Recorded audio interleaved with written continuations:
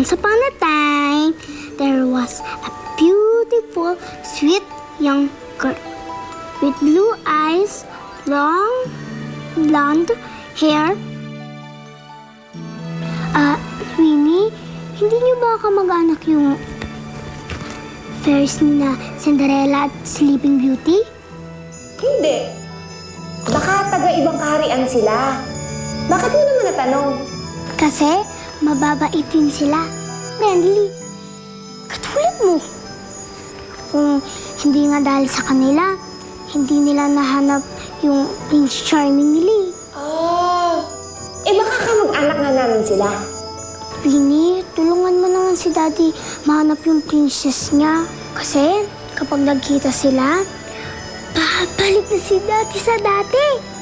Huwag kang mag-alala, Daisy. Sisiguraduhin ko na mahanap ni Daddy Bong ang karapat-dapat na babae para sa kanya.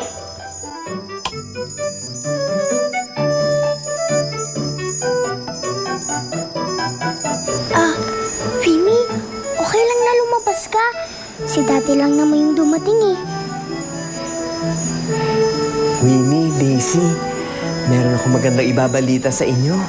Ano po yun, Daddy? Nahanap ko na magiging mami mo, si Tita Ivy.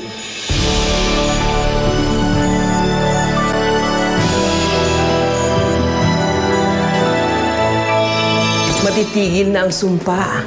Hindi na ako magiging ganap na babae dahil nag-propose na ako sa Tita Ivy mo. Pumapayag ako.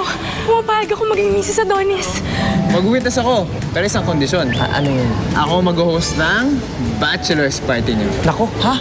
Ang hindi alam ni Bong, huhututan ko lang siya. Ako ang babaeng sasaid sa kayamanan niya. Sana tama ang pinili mong babae, Daddy Bong. Kasi kapag mali ang napangasawa mo, hindi magkakaroon ng karapat-dapat na mommy si Daisy.